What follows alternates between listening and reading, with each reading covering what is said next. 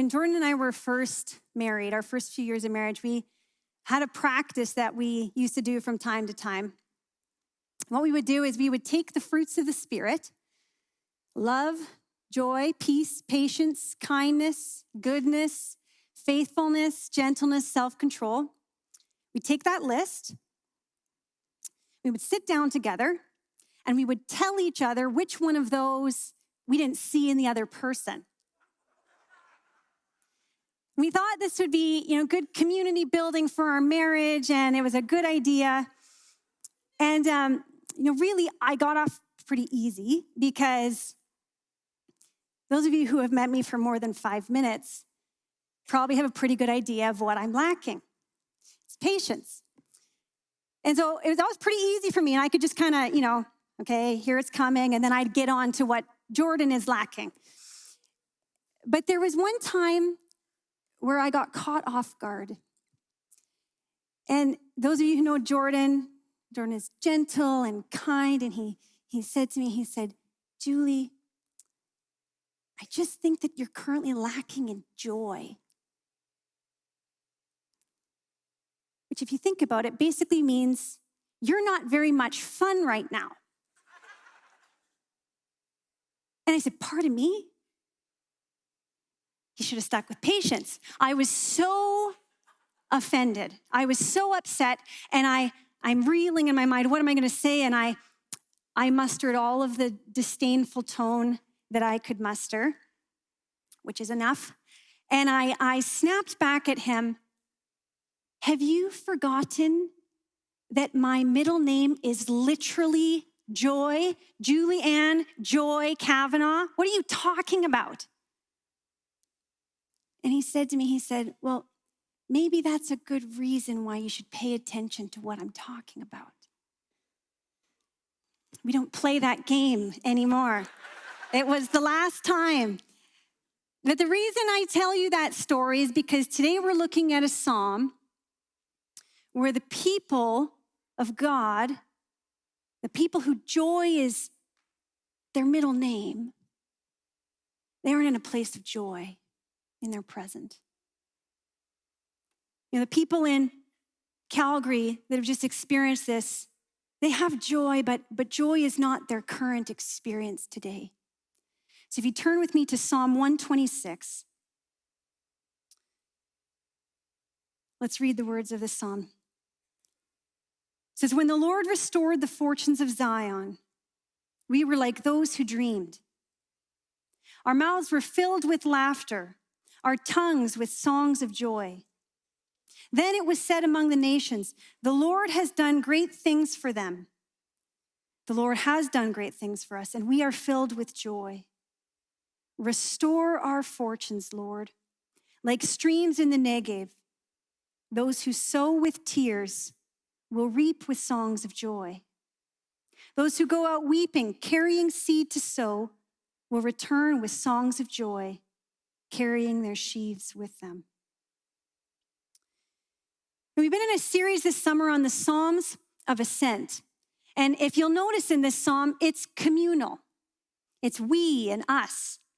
And it's a lament on behalf of the difficulty being experienced in the community.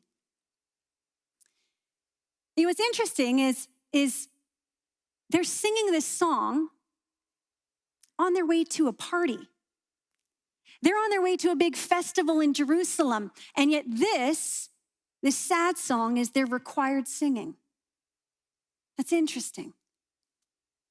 We don't often sing a lot of sad songs here on a Sunday morning. And for some of us, we come in the door and we hear the word lament, and we think, oh, brother, I wanted to pick me up today. I don't want to hear something sad. And yet lament, Psalm 126, is an important psalm for us, regardless of what season we are in life. I want to give us 2 reasons why lament psalms are important. First, this psalm gives permission to those of us who currently aren't in a season of joy. Gives us permission. When I was 26, We had been here for about 5 years. We'd been married here, and I had just gotten the job that I wanted, and I was pumped. And I remember I sat down with my boss, and I said, "Don't worry, I'm not planning to have kids anytime soon." And about 2 weeks later, I found out I was pregnant. And I was devastated. And then I felt so guilty. And I remember sitting in my living room sobbing. And I was on the phone with my sister, and I said, "I'm going to be a terrible mom. There are so many women who desperately want to have a baby, and here I've got no reason why I can't, and I'm so unhappy. Why can't I be excited? What's wrong with me?" And she said, "Stop that." She said, "You've got 9 months to get excited. Right now, you need to give yourself permission to grieve." Sometimes in the church, we need to be reminded that we have permission to weep. Why do we need permission? Because some of us grew up singing a song that goes something like this. I've got the joy, joy, joy, joy. Where? That's right. Down in my heart. Case closed, right? I've got joy. Well, what if I'm not feeling it? Well, then I better dig harder because it's down there. That's right. It's in there. And the song is not wrong, but sometimes our perspective gets a little askew because we can feel like joy is an expectation on the Christian life. And in order for us to come in these doors, we got to be feeling it. We got to be showing it. It's in there. Joy is not an expectation on the Christian life. Psalm 126 says we have permission. How do we know this? If you think of the words of Jesus in the Sermon on the Mount, he's before the crowd, and he looks out at the crowd and he says, "Blessed are those of you who are currently having a great time and loving life." No, he says, "Blessed are those of you who are mourning, weeping." He said, "Those of you in the crowd who are currently in a dry season or discouraged, you are specially favored by the Lord." Psalm 56 says, "He counts your tears on his scroll." Joy isn't an expectation on the Christian life. It's a long-term outcome from it. Blessed are those who mourn, for they will be comforted. By whom? By him. It's his responsibility. And if you're here today and you're not in a place where you're feeling joy, this psalm says you have permission to feel specially addressed, specially blessed by the Lord. He is near to those who are brokenhearted. The Israelites were to sing this song on their way to a party so they do not forget the people in their midst, the people in their community and family that are weeping. Who in your life might need a word from you this week? Who in your life do you need to be paying attention to because the Lord wants to comfort them and maybe he wants to use you in their life? It gives us permission to grieve. But the second thing this psalm does for us is some of us aren't grieving. Some of us are in a great place. And this psalm reminds us that we need to expect our circumstances might change.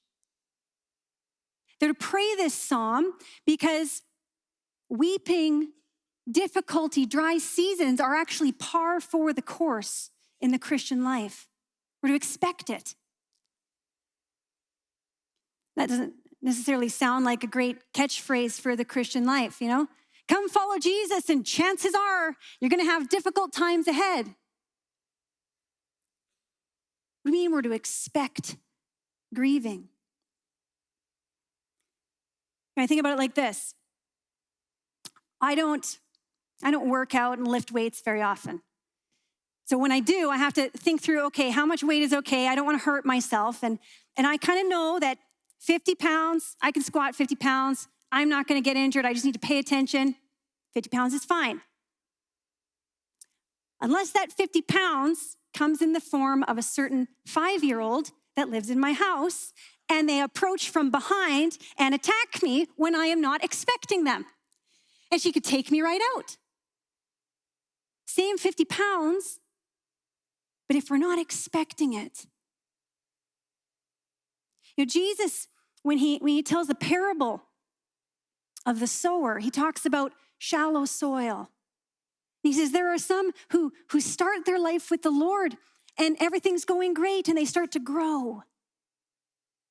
And then the sun beats down and it gets hard and difficult times come and they just dry up.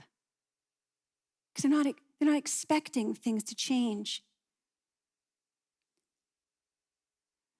We're to pay attention to the Psalm so that we don't get taken out and lose our faith when things get difficult. So it's a psalm for all walks of life, all seasons, difficulty or joy. And in the psalm, we're given 3 movements. It walks us through the past, the present, and the future. And it gives us examples of how we can hold on in difficult times. I want us to start by just looking at what it talks about in the first 3 verses. It says to remember the past. These first 3 verses, what they're doing is they're giving an illustration from the past of when God broke into their circumstance and did something impossible. The scholars don't all the way know exactly what instance they're referring to here. Some suggest it's maybe when the Israelites were released from the Babylonian captivity. They'd been enslaved for 50 to 70 years. And all of a sudden, Cyrus the Great, the ruler of the land, decides, I'm going to let you go free. That was unprecedented in all of human history. It was impossible, and God did it. And if you read the books of Nehemiah and Ezra, the people are just overjoyed. They can't hardly believe it. It was like a dream. The point here is not a specific instance for us to think about. The point is, remember times in the past when God stepped in and did something for us that we couldn't do ourselves.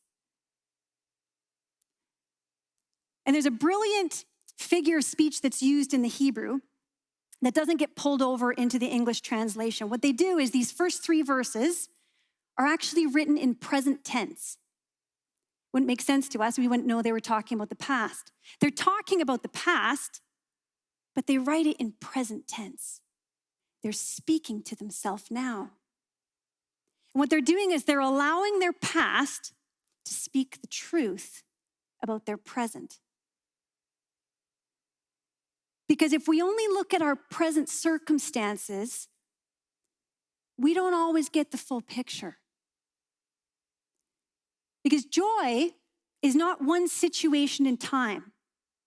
Joy isn't a specific moment. It's not just something I do or I get or something that arrives. If I go home after the service today and I eat a big bowl full of ice cream, I feel great. Oh, I'm so full of joy. No, it's a sugar rush and it's great, but it's not joy because joy is always connected to the past. Joy comes from somewhere. If you think about all the places in the Bible or all the places in your own life where you've experienced great joy, it comes from somewhere. It comes from what's come before. Maybe a difficult season or a time where you were waiting or working really hard for something. A time where your life was really dry and then all of a sudden you get joy.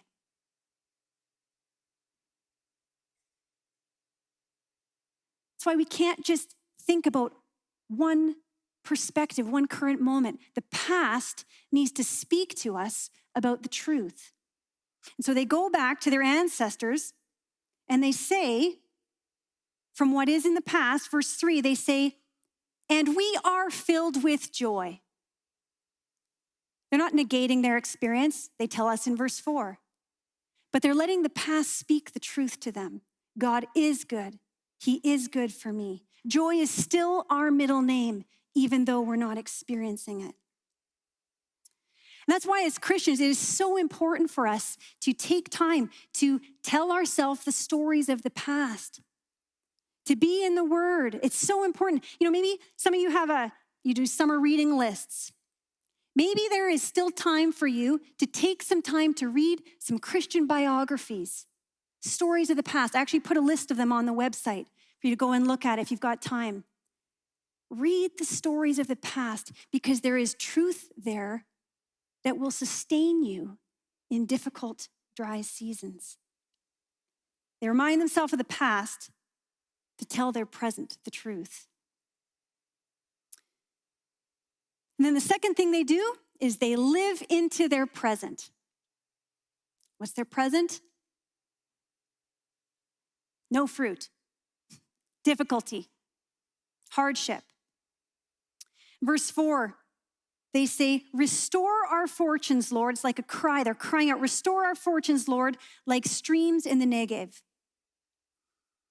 I first thought about that word restore. It sounds almost like a pining for the past. Oh, take me back to the good old days. And sometimes when our circumstances change and are difficult, there is a tendency for us to want to retreat and go back, to find solace in the way things used to be, to clutch on to the past. I remember we were in Palm Springs once for a family reunion. And I happened to be in a coffee shop line that kind of snaked all the way through this coffee place. And as I looked around in this lineup, I think I was probably the youngest in there by about 45 years. And yet, all the people around me had firmer bodies than me. They had less wrinkles than me. Their hair was luscious and dark. It was a little unnerving. And I tried catching some people's eyes and smiling at them, and nobody smiled. Maybe they couldn't. I don't know. But it was a really strange, and I felt awkward until all of a sudden, this couple walked in the door. They were probably 75. They were wrinkly, gray hair. They were holding hands. And I just wanted to go and hug them, because they had the courage to live into their present, even though it might not have been the way they wanted it to look. It takes courage to live into a difficult present. And if we think about our community, our landscape here in Central Alberta, there is much in our landscape that is not the way we would want it to look. If I'm honest, there's lots about our culture that I don't like. And I've got my 3 little girls, and sometimes I feel fearful about our dependency on technology, how it's shaping us. And I can feel fearful about our obsession with identity and how it's pressing in on kids, and our shifting views on the value of human life. And sometimes I read Little House on the Prairie to my girls, and I get so caught up, and I think, how do I ship my kids back then? Seemed easier. And yet, that is not the mission field that the Lord has given to me. That is not the mission field that the Lord has given to us. He has called us to hear. And as they're crying out for restoration, they're not saying, oh, take us back to the good old days. They're paying attention to their present, and they're dissatisfied with what they see, and it causes them to cry out big prayers for their community. And one of the great tasks, I think, for the Christian church today is, are we going to have the courage to live into our present?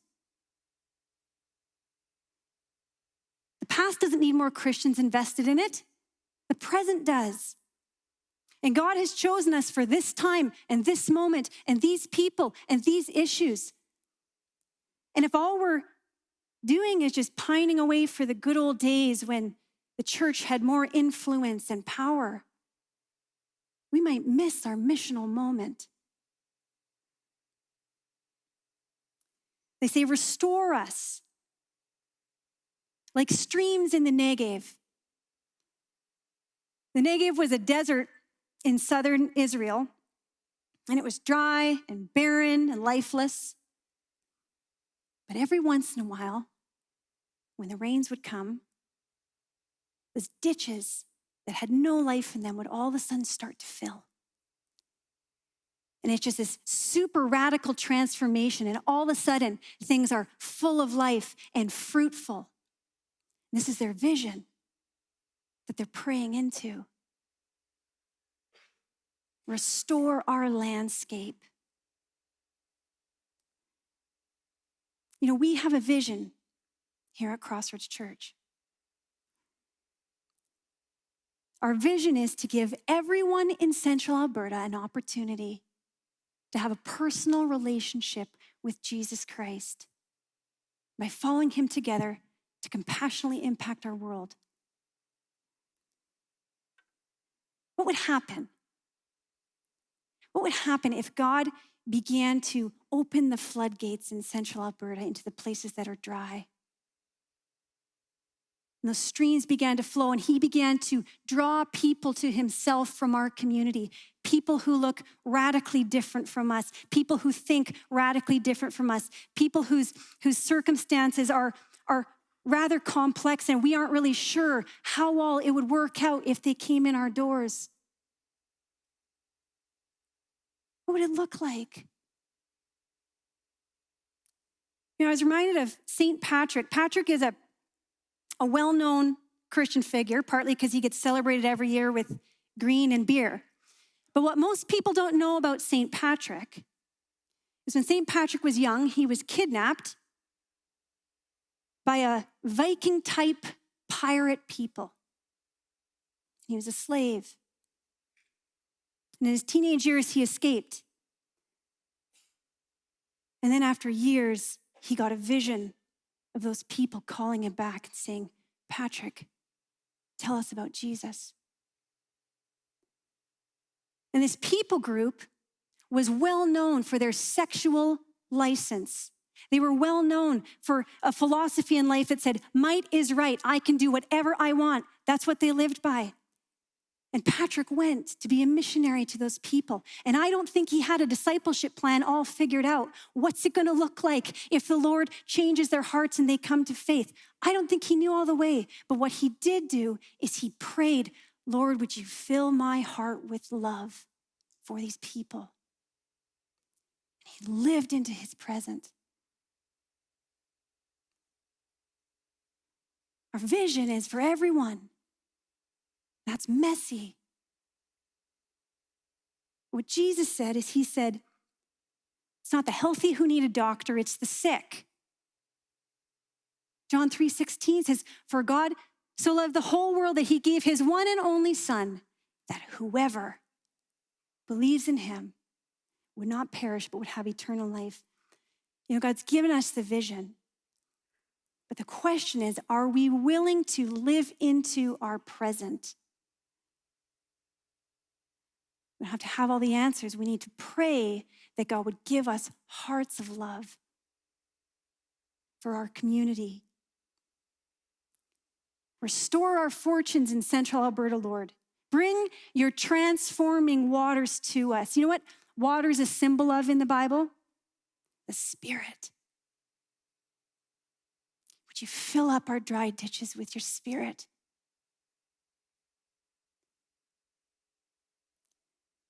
You know, some of us, our life is maybe like dry ditches right now. Some of us are maybe in a place where we're not feeling a lot of joy or love or life. And maybe you can't even quite get a picture in your own heart of what restoration might look like in your circumstance right now. Sometimes the difficulty and the pain in our life can actually cause us to not even be sure we want to cry out to God. If that's you today, I found a prayer that's not a churchy prayer. It was prayed by Teresa of Avila, and she was a woman of God who knew dry seasons. Let me read this prayer to you. She said, I do not love you, Lord. I do not even want to love you, but I want to love you. That has a prayer of living into your present with the courage that you have. It's a prayer for restoration. And maybe today, maybe all you have is a want to.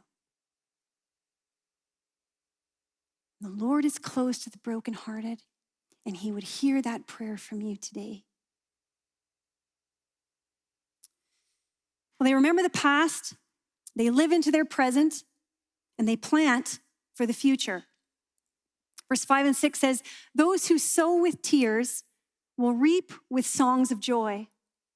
Those who go out weeping, carrying seed to sow, will return with songs of joy, carrying their sheaves with them. And they combine sowing and reaping, weeping here, sowing and weeping together. And I thought about that, and I thought, I don't know if we get that so much in central Alberta because we've got 6 months of winter. So by the time it comes around to sow, I'm not sure that many of us are weeping. I get very excited, and I often plant too early, which then I weep because the winter comes again and gets all my seeds. But what we need to understand is that this is a people that don't have a store to go to get seeds. It's a time when to plant the corn for the fall harvest means you're taking corn from your table. It costs you something. It's a picture that planting for the future sometimes is difficult in the present. This is something my kids are wrestling with right now. My kids have to play the piano. I make them play the piano. They have to practice. And, not too long ago, they came to me one day and they said, Mommy, we were talking with some of our friends, and our friends don't actually play the piano after school. So, what do they do? Well, they play video games, or they watch TV, and they do whatever they want. And Mommy, I don't know if you know this, but we don't really like to practice the piano. It's not really something we enjoy. Of course, being the nurturing mom I am, I say, I don't care. I don't care if you like it. You're going to do it. I thought about that. I thought, it's not that I don't care. That's actually not true. Of course I want my kids to enjoy their life. But the thing is this, I am not willing to sacrifice their long-term joy for some short-term happiness. God is not willing to sacrifice our long-term joy for short-term happiness. And sometimes that means he understands that the planting in the present is difficult. But it's going to produce something. At the heart of this psalm, what it's saying to us is, don't give up. Don't give up. Whatever circumstance you might find yourself in, maybe you are a caregiver for someone who is ill or an aging parent. And it is painful and seemingly joyless. Don't give up. Or if you're a parent and you've got little kids and all of your effort goes towards nothing to show for it, don't give up. Or if you're in a workplace that you wanted it to be a missional place where you're living for the Lord, and yet you hate it and it's not fun and it's difficult, don't give up. Or maybe it's just the simple things of prayer, reading the scriptures, praying for the people in your life who don't know Christ. Don't give up. Galatians 6:9, a passage that says, at the proper time, we will reap a harvest if we do not give up. It's God's responsibility for the harvest. It's his responsibility for the joy. Our job is to keep planting those little seeds. And so the question I think for us today is, where in your life are you needing the Lord's reminder today? Don't give up. Keep going. I see your seeds. Remember the past. Let it speak truth to you. Live into your present and keep planting seeds, because he will bring the joy at the right time. Let me pray. Father, we thank you that you are a God who allows us to wrestle with the difficulties of our circumstances and our environments. Lord, we thank you that you are a God who knows what it is to suffer. And so, Lord, in the places of our life, in the places of our church body, in our city that are dry, we ask, Lord, that you would send your life-giving Spirit to us, that we would not grow weary in doing good, we ask in Jesus' name. Amen.